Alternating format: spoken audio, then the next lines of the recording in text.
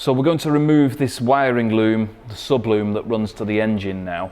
And the weapons of choice here, a pair of angle head needle nose pliers for undoing clips, a couple of permanent markers and some masking tape so that we can label things up. And what we're going to do is not only label the actual plugs that connect, the connectors, but also the points where the loom clips to the engine in various places. And that makes it very, very easy then to just work your way back around, clipping into the correct locations as we go. So I'll just work my way back around the engine, removing this wiring loom and labeling connections. So this little white one, we'll put an A on the connector and an A on the bracket. So you might be thinking, if we label this wiring loom A, B, C, D, E, and then we come to the rest of the car, what if we've got multiple letters? But the reality is you only really need to worry about a small radius around each part to find. If you start at the beginning and you work your way along the loom, we're only really worried about this particular area and a little radius around there.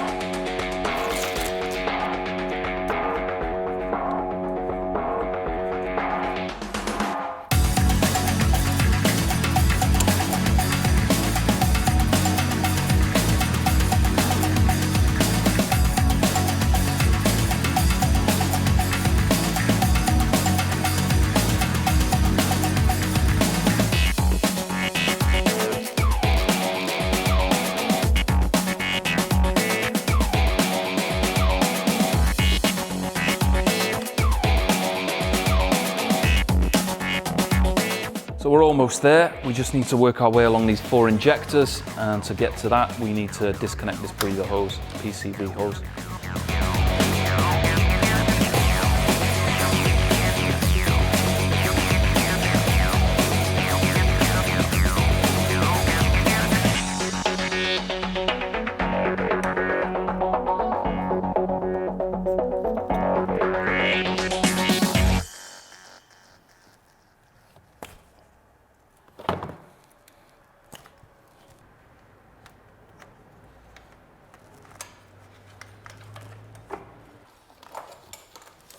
Okay, so that's the wiring loom disassembled from the car and labelled.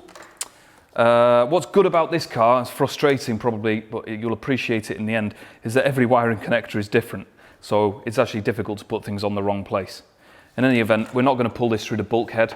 We're just going to store it here for now. It's completely separated from the engine, which is what we need to split the chassis.